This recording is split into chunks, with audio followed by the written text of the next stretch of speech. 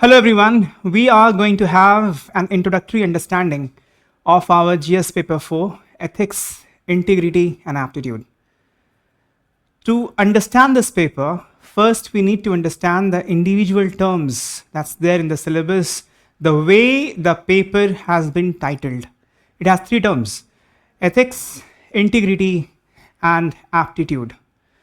So to have a grasp of the paper and to understand what approach we must be having when we go through the questions and solve the case studies in this paper, we need to understand the overall philosophy. We need to have a bird eye view to look at the paper in totality, to get the concept as a whole, as one. And in order to have that, we need to first understand things in bits and pieces and then see the connection among them and need to have a justification for the totality of the concept. So it's going to be a step-by-step process in order to reach there at the height and see things from pole to pole and have a wider perspective on the paper. For that, I first need to set some context from where this paper began, both in the Western world and in the Eastern world. From where did the term ethics come into being, and in what circumstances, in what context did people start to think about ethics? So for that, let me first give you a formal definition of what ethics is. Ethics is the standards and principles of right and wrong to judge and guide human behavior. So the first thing is that it's standard or principle. What does principle do? Principle set the rules. Principle brings order. That's what principles do.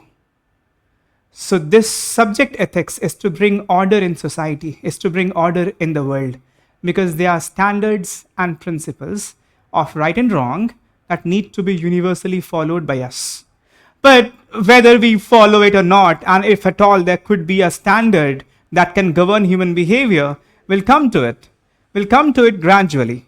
But before we get on with the definition and look at the other stuff in the title of the paper like integrity and aptitude and their connection, let us first take a step back and see from where it is all coming and why are we searching for a standard, a principle that will be used to judge and guide human behavior. Where did the idea spring from?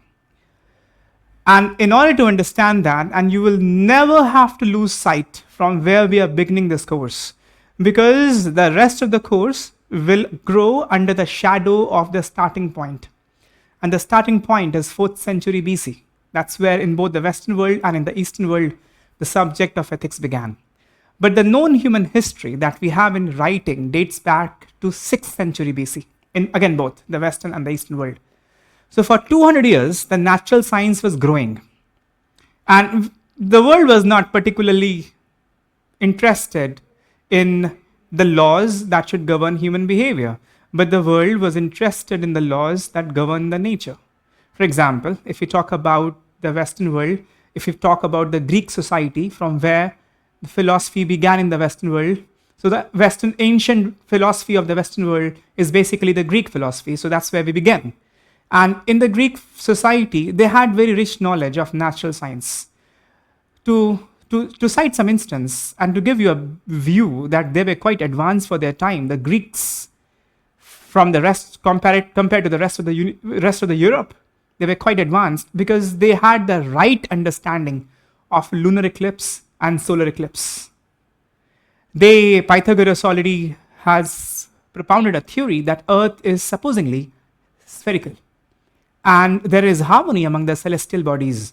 Harmony among the celestial bodies that is suggestive that there is balance of force. That in the 16th century, the Western world will develop the idea from the Newtonian mechanics and otherwise. But they had the idea that there is harmony, suggestive that there's a balance of force in the universe. And they also had the idea, for example, Thales propounded the theory that everything is made up of same thing. He suggested that everything is made up of water. He got it wrong, but he got it right, that everything is made up of same thing. So they had the idea of fundamental particles that makes the whole universe. Things look so different, but it was advanced intuition of the Greeks that despite things looking different, the color, if you see of the object around, the color is different, the density is different, the tensile strength is different, magnetic and electric property is different, every physical property of substances, they are so different. And yet to intuit that they fundamentally are made up of same thing is quite advanced of an intuition. They had the idea of monoism, material monoism, meaning fundamental particles are same in all materials. And later we come to know that through the cathode ray experiment, J.J. Thomson discovered that electrons are there in all the matters. Then we come to know about neutrons, and then protons, and then Niels Bohr gave the atomic model. And fundamentally we understand from your school knowledge that there is a central nuclei having proton and electrons revolve around the nucleus. You understand that. But that is of 16th, 17th century. But the Greeks had the idea of monoism, and they knew that things are fundamentally made up of same thing. They had the idea of lodestone, magnetism. They knew how the grape juice convert into wine, and they knew the process of separation of curd from the milk. They knew the process of making of cheese. They knew that the light of the moon is reflected light. They had quite advanced knowledge. For their time, they were quite advanced. The point I'm trying to make is that they had the knowledge of the outer world. They also had the knowledge of the inner body in terms of anatomy. They understood the basic working of human body. They had the advanced knowledge of physiology. Compared to their time, it was quite advanced. They practiced dissection on human body. So they were quite advanced in knowing the world outside and even the world inside in terms of anatomy. Now, by the time of 4th century BC, when the time of Socrates came in the Western world, he started to look inward. And the question that he had in mind, the same question that we're having in our country, in Buddhism and Jainism, and in the debates that revolved around that tradition, they trying to know that is there possibility of moral order? Because they have understood that there is material order. And they had the intuition that everything is made up of same thing. And they had the intuition that there are natural laws that govern the universe, because Pythagoras already gave the formulas for standing waves on musical instruments. They had strings in the musical instrument, and where exactly you should pluck the string to make the right kind of sound so that there is constructive resonance and that instrument becomes a musical instrument. So the calculation of the point where you have to pluck it based upon the length of the string, they knew it. They had quite advanced knowledge of geometry. So they knew that there are certain underlying laws that governs the working of universe. That's something, man. That's something to know back then in 6th, 5th century BC. For the first time, the world came to know about a law that governed the universe was Newton's law of motion. And that happened in 16th, 17th century. The proof of that continued for a century. But we knew substantially in 17th century that no matter what the body is, if it has inertia, if it has mass, it has to follow the Newtonian mechanics at macroscopic level. So the formula was given much later, 2000 years later, but they had the intuition that there's underlying laws, and they had the knowledge of Pythagoras' theorem. They had the knowledge of knowing where you have to plug the string. They had the knowledge of standing waves, sound waves. So the exact nitty-gritty were worked out later on, but this intuition and this direction in which they moved was quite brilliant for its time.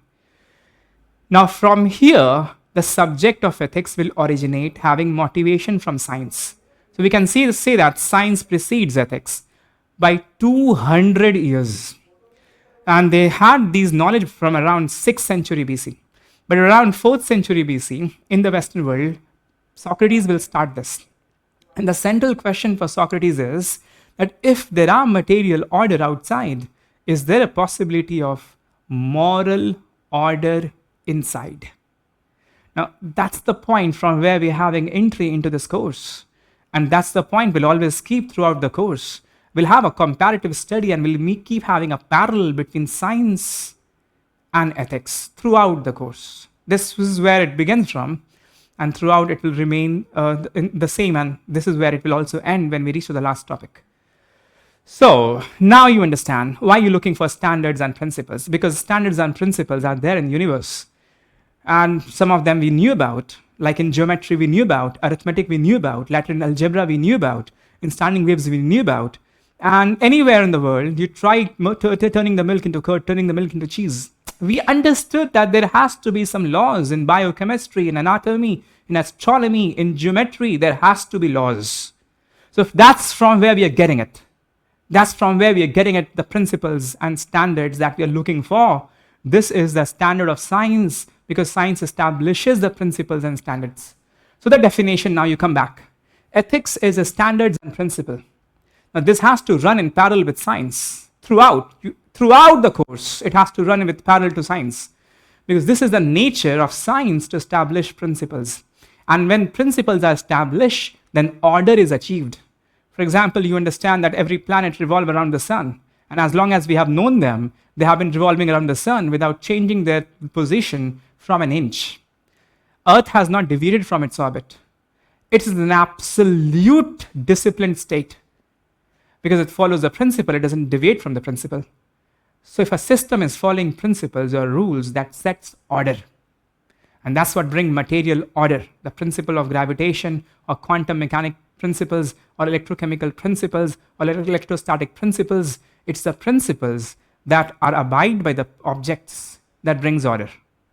So we are looking for ethics, and the purpose of ethics would also be peace and order. That's the final end. The ultimate end of all psychology, all sociology, all anthropology, all public administration, all the theories of ethics is to establish peace in society, is to establish order. And order comes from principles. So ethics are principles and standards of right and wrong to judge and guide human behavior. If we understand right and wrong, so that we can choose right and avoid the wrong. That's the whole idea. So now the first big question, can there be such a principle? Like for materials, we have identified the principle of magnetism, we have identified Faraday's laws, we have identified Newton's laws, we have identified Schrödinger wave models, we have identified various formulas that you have done in your school in biology, in chemistry, in geography, in physics, in geometry, in algebra, in arithmetic, in calculus. You know the principles, and the universe follows those principles. But the question is, for human beings, can there be principles that we must always follow? The three questions basically based upon the three terms in the title. Can there be a possibility of principle that can govern human conduct? If there's a possibility, then what are those principles? That is the interest of the term ethics, to establish those principles. And when we learn those principles, then we are learning the term ethics. Then the second term in the title of the paper is integrity. Question is now, the very important second question, that when Earth revolves around the sun and we understand it has not deviated from its orbit, it's absolutely disciplined. And it follows the principles, goes around, round and round, day in and day out, every day, every week, every month, every year, season by season. It does the same thing. Absolutely disciplined, absolutely subservient, has submitted itself under the natural laws. Thing is that human beings have soul, and human beings pride upon free will. Human beings can choose a right or choose a wrong. It's up to us but what do we do? Question is, will we choose the right and avoid the wrong? Socrates said that we can choose the good or choose the evil. And he said we must choose the good. Question is, what is that in us that will bring us to the good and we will be repulgent from the evil?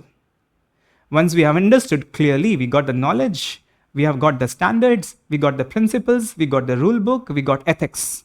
And we know this is right and this is wrong. And that's a big question, how would we know? I'll come to it. But supposingly, we got ethics under our belt. We know what is right and what is wrong. We know the right standards. Now the harder thing is, what is it in us that will take us to the right and will keep us away from the wrong? And that is termed as integrity. If we are a man of integrity, then we do the right thing and we do it always. Even when no one is watching, we do it. Even in adversity, even in difficulty, even when we have pain, even when we have sorrow, even when we have threat, even when we are threat of losing the job, even if the family has difficulties, even if push comes to shove, even when our life is on the line, still we do it. That is integrity. To do the right thing, even in adversity, is integrity. But to do the right thing, first we have to know the right thing. We have to know the standards and principles, the rules. We have to know the ethics. But once we know the ethics, there has to be something in us that will take us on the right path and avoid the evil path. Now, that is hell of a thing, because in the time of difficulty, we will become weak and we can easily be placated, we can easily be pressurized, we can be induced, we can be pressurized, and then knowingly, unknowingly, willingly, unwillingly, we can go on the wrong path. But to have the courage, to have the conviction, to feel the moral obligation, to have that strength in us to follow the right thing, which is goddamn so difficult, that is called as integrity. Now, the third term in the title of the paper is aptitude.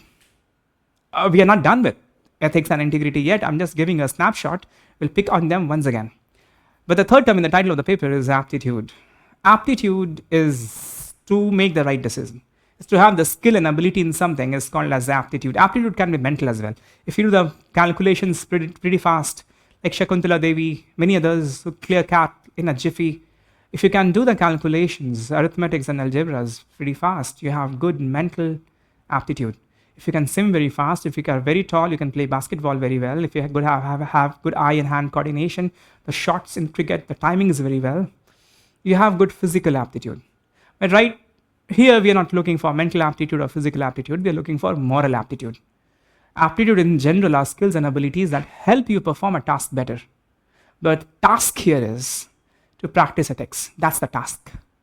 If you're good in practicing ethics, then you have moral aptitude.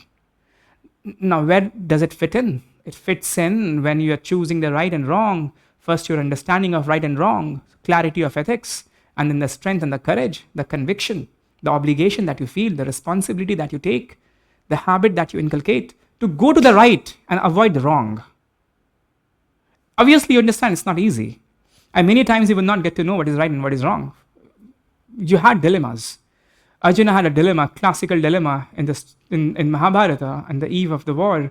He had the dilemma as to, is it the right thing to take up a weapon and fight your cousin? Is it worthy, the cousin that you grew up with, that you played with, you had childhood memory with, you have cherished so much of good moment with them. Now, is it worth to fight them, kill them, have victory over them? Will you be victorious even if you win? It's not very easy at times to know what is the right thing. Is it right to make the roads and highways and metros for the development and cut down the trees and cause the displacement of people? Is it right? So the first step of ethics to set the principles and standards that's marred with difficulties, with confusion that you need clarity on, and that will come from aptitude. And the second step to choose the right and wrong, understand the right and wrong and choose the right over wrong, and to have emotional balance, not to be fearful, not to be greedy, so that you cannot be pressurized, neither you can be induced, so that you are on the right path. You are stabilized, like Earth is stabilized on its orbit. That will require hell of aptitude. And there will be many elements within aptitude that will help you practice ethics and integrity. So aptitude is that element that's going to nurture the first two, is going to act as the indhan, is going to act as an engine for the first two. So they all three either will come together or you will have none of them. So without aptitude, you cannot have integrity and ethics. Without integrity, your ethics is weak and useless. Even if you know what is right and you're not doing it, then there's no practical utility in it. And without ethics, what will you be holding on to? Without ethics, there's no possibility of integrity. Either you have all three or you have none of them. That's the point. You understand? That is a brief, very, very brief introduction to the title of the paper. Now, what I'll do is I'll take things forward and let things get unfolded gradually. And with every unfolding, you will be able to look more into the three term. And as we expand, finally, we will cover up the first 5 chapters. In basically expansion of each term, the syllabus will be unfolded. With every unfolding, you will see the larger picture and you rise in your knowledge and esteem. And you rise so high, by the time we cover 5 chapters, you can see the broad picture. You can see pole to pole, the universe of ethics. Ethics, standards and principles of right and wrong. Question now is, what is right? As I raise the question, making roads and highways and metro projects, construction of multi-purpose dam, is that right at the cost of displacement? Is that right at the cost of deforestation? Is that right? When we say something is right, what do we mean by that? What is right and what is wrong? What is a touchstone for it? How would you know? Because if you don't crack this, then there's no point of talking of ethics. You cannot establish standards. There are standards of right and wrong. So before we start to establish the standards of right and wrong, first we have to crack this question: what is right? There are various ways to look at it. And as I told you, I've given you a little hint that when Pythagoras suggested that Earth has to be spherical, and he suggested that there's harmony among the celestial bodies, there is balance of force.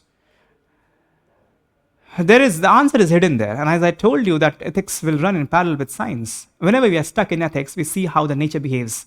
And we learn the principles of nature. We learn the natural laws. And those natural laws we bring here. And they become the standards of ethics. It will run completely parallel to science throughout. So now we are stuck again to know what is the right thing. And we understand how nature behaves. Nature behaves naturally if we do not disturb it. It behaves in a manner that is balanced. It develops harmony among the celestial bodies. So that must be the right thing. That is one way to look at it. There are other understanding as I have presented here, but the basic understanding of what is right, something that brings harmony, something that brings balance, something that synthesizes things and weave things together and bring peace, prosperity, and order. That is the right thing.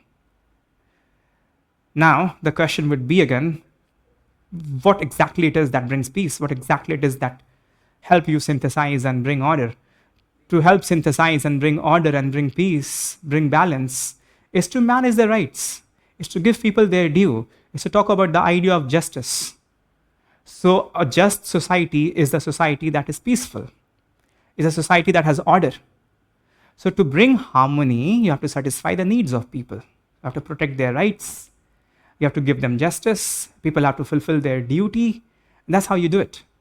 So in order to bring balance, in order to bring harmony, you have to ensure human well-being. You have to ensure protection of their rights. You have to ensure oneness. You have to ensure togetherness. You have to ensure inclusiveness. Talking in administrative sense, you have to ensure ethical governance. If you talk in psychological sense, you have to awaken your conscience. Awakening your conscience means that you have to realize that all humans are one. You have to understand the interconnection that humanity has. If somebody is in trouble, your heart goes out for him or her. Why does it go out for him or her? Why are you not indifferent? Deep down, there's an invisible connection. That's where the philosophy also ends. And in philosophy, the final end, when everything ends and everybody achieves success, moksha, all the souls are going to unite with Brahma. And there has to be unity of the soul on the Brahma. And now there are different philosophies in Advait and Dvait and Vishisht Advait. Exactly, the souls will merge among each other, with each other, or souls will merge with Brahma. There are technicalities, but the soul will go on clinch on Brahma. So there has to be oneness. This is conscience, to understand oneness, to understand one humanity, to understand shared humanity. Psychologically speaking, administratively speaking, it's ethical governance. Sociologically speaking, it's justice. It is inclusiveness. It's protection of rights. It's fulfillment of duties. It is human well-being. So these are some broad ideas that we'll be using in different contexts. But you have to enrich your vocabulary as you understand. If you're preparing a paper, every paper has its own vocabulary. So these are your vocabularies to talk about what is right, what is the purpose of ethics. So when you have a case study and when you have a question even in section A, when you are in dilemma, you know what to do. You have to balance. Unless you balance, you can't give due to all people. And unless you give due to all people, people are not ready to cooperate. And unless people are ready to cooperate, they're ready for consensus, they will not have any judgment that is acceptable to everyone. And hence there'll be confrontation, there'll be conflict, there'll be war, violence. You cannot have peace that way. That's why Aristotle said that it is in justice that the ordering of society is centered. Justice is the first principle of ethics. It is justice, the first thing mentioned in the preamble, justice, and then liberty, and then equality, and then fraternity. So that's the idea of what is wrong, and what is right. What is right is what is just, and what is just is what is peaceful. Peace comes from balance and synthesis. It comes from inclusion. It comes from protection of rights. It comes from fulfillment of duties. It comes from the feeling of fraternity and brotherhood and togetherness. That is the understanding of right. Okay, so ethics are standards and principles of right and wrong. So how do we set the standards and principles? We set the standards and principles that lead to these things. And then we develop ethics. To do these things, you require aptitude, you require tolerance, you require inclusiveness, you require emotional intelligence, you have respect for all cultures, for all people, so that you can be inclusive and you can be just and you can have fraternity and togetherness and brotherhood and you can deliver justice and you can then have peace. So you understand that even though we are doing ethics, but the hidden aptitude here, if you don't have aptitude, if you don't have leadership and innovation, if you don't have empathy and EI, if you don't have sensitivity, these are impossibility for you. You will always look for your own interest for your own community, for your own linguistic basis, for your own state, for your own district, for your own country, maybe for your own caste, for your own religion. To look for one humanity and shared humanity, you have to transcend the barriers that you have. And for that, you require aptitude. So even though we are just doing ethics, but there will be hidden integrity and aptitude in the concept of ethics, one will have the other two flavor as well. So it comes together, ethics, integrity, and aptitude. So ethics are standards and principles of right and wrong. And what is right? This is right. The standards and principles must be set to ensure these as the goals and purpose. So that would be ethics. And we have set many standards and principles. I just talked about the constitutional standard. The constitutional standard that begins with a promise to the Indian citizens of justice, of liberty, of equality and fraternity. Those are 4 important promises done by the Indian Constitution to the citizens of India. So that is constitutional standard. That could be constitutional ethics or morality. We have developed many ethics and morality, many standards from religion, from out of religion, in many ways. For example, in Upanishad, the standard of knowledge. First lesson in ethics is to know what is right and what is wrong. But if it has been developed by others and as a new entrant into the world and into society, you have to first seek knowledge.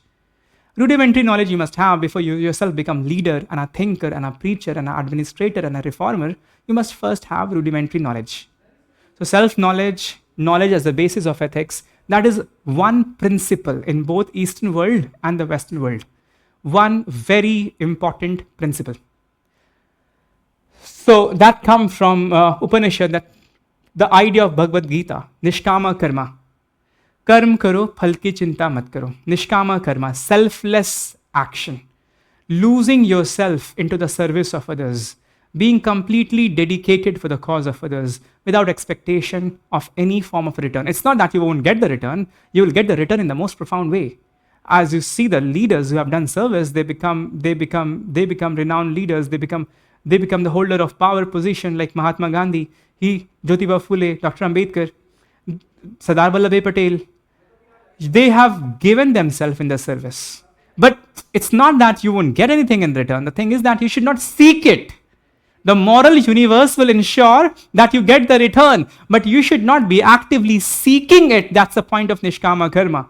You'll be the winner, you'll be the gainer in the most profound way, but you should not be actively seeking it. Things will come to you. Leadership was given to Gandhi.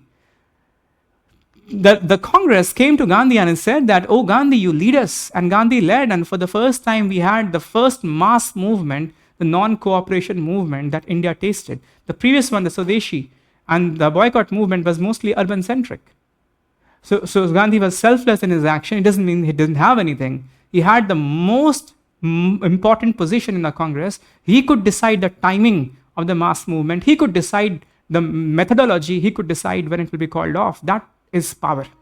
How do you get power? You get power by trust. And how do you get trust? You get trust by doing service. That service is Nishkama Karma. It's one of the important principles. We have principles in Jainism. We have principles in Buddhism. We have principles of Dharma Shastras. So Ethics. In Western world, they have developed it bereft of religion, but in India and mostly in the Eastern world, the philosophy and ethics has been drawn out of religion. So religion plays very important role in context because our philosophies, our ethics, our constitutional ethos, our national movement, they all have the context of religion. Sorry. For example, the Buddha's Eightfold Path, the 8 things that he has mentioned: right view, right intention, right speech, right action, right livelihood, right effort, right mindfulness, right concentration. At some point later on, I will show you how one is connected to the other and how all 8 of them has to be together or you have none of them. Right view is right understanding of the 4 noble truths. Right understanding leads to knowledge, which is also the teaching that we began in Upanishad. It is also the teaching that the Western world also begins. One of the most important principles of Socrates is knowledge is equal to virtue. So it's very fundamental in development of ethics that ethics is principles and standards of right and wrong. So if you have to get on with the subject, you must have knowledge of right and wrong. It has to begin from knowledge. Your knowledge of right and wrong will bring the subject to you. And then using your aptitude, you can practice it better, but knowledge brings it to you. So ethics begins from knowledge in both Eastern and Western world. So knowledge is a principle in itself. Self-knowledge, the knowledge of external world, and it can expand in terms of sociology, in terms of anthropology, in terms of anatomy, biology, in terms of psychology. But knowledge is equal to virtue as a very important Socratic equation. Virtues are habitual values, values that have become our habit, values that we practice in our daily life. That's virtue. So it is behavior oriented, it is action, it's a verb, it's something you do. And what you do comes from where? He's saying that knowledge is equal to virtue. What's in the mind comes out through the body. So what is cognitive is also behavioral. What's inside comes outside. And Kant famously remarked, morality comes from within. So knowledge is equal to virtue. We'll discuss this equation in greater detail and give you more insight in the 5th chapter. How come knowledge is equal to virtue? Because knowledge is in the mind, it is a state of mind. But virtue is a state of body, it's a behavioral thing. And knowledge is a mental thing. And how can mind be equated to behavior, body? In many of the philosophies, mind is equated to the body, and the only real thing is the mind. Mind is the ultimate controller. So knowledge can be equated to virtue. But this is Socratic equation. You can see that in Indian philosophy also we have importance of knowledge, but nobody equated knowledge with virtue. Like in Bhagavad Gita, we have a concept of dharma. Dharma is also knowledge of duties. Dharma is knowledge of the principles, the cosmic order. It's the knowledge of Reeth that's running the natural universe. Knowing that is dharma. Knowing your duty, knowledge of your duty is dharma. From dharma comes karma. Karma is righteousness. It's the duties that you perform on ground. But you can perform the duty if you know your duty. So if you have dharma, only then you can have karma. So this is what Socrates is saying. If you have knowledge, only then you can be virtuous. But Bhagavad Gita did not equate the two. It did not equate. Because there's a third element, that is bhakti. So with dharma and with bhakti, you can have karma. But it's not bringing the spiritual element. That's the difference in Eastern philosophy and the Western philosophy. In the Western philosophy, they developed it outside their religion. So there's no metaphysics here. So he's developing it outside of his spirituality. He's saying it's just the mind. It's just the dharma that will equate to karma. It's just the knowledge that will develop virtuous action. That is virtue. And there are other principles that I'll not take you through at this moment. We will discuss it drip, gradually as we progress. But these are the principles, and you can see that there are principles of Plato and Aristotle and Epicurus and Stoicism and John Locke and Rousseau and Kant and Bentham and Mill and John Rawls and Martha Nussbaum and Nietzsche and Sartre and Peter Singer. We will gradually unfold them and see them in the right context as and when the time comes. But right now, so far in the course, I'll bring you to this point that you now understand what is ethics and where it is coming from, and perhaps where is it heading. Ethics has standards and principles of right and wrong to judge and guide human behavior. So we can know what is right and wrong, and we can choose the right and avoid the wrong. So first you have to lay down the principles, and the principles are laid down by understanding what is right. And then we got the notion of what is right. Things that leads to order, to peace, to human well-being, to one humanity, to shared humanity, to fraternity, to inclusiveness, to justice. That is right. And your principles must be set like that. So if you see the Buddha's Eightfold Path, it's for the welfare of whole of humanity. Nishkama Karma of Bhagavad Gita is welfare for whole of humanity. Jainism, the right conduct, the three jewels of Jainism, is for the welfare of whole of humanity. Unless you are reaching there, you're not working out ethics. So ethics has a purpose, and the purpose is defined. And based on that purpose, you'll set the standards. That is ethics. Now, once you have set the standards, and all these are standards, what do you do with them? To teach men to follow them. And you have to make men of integrity. It's one thing to have them in the books and libraries, in the canons and scriptures. It's the other thing to have them on the ground, on the street, on the shop floor, in the factories, in hiring, in the corporate world, in the digital world. It's other thing. It's completely different thing to implement them on the ground. And if you can take it from there, from the books and the libraries and the canons and the scriptures on the ground, then we are having a transition from ethics to integrity. And that will be the story of the next class.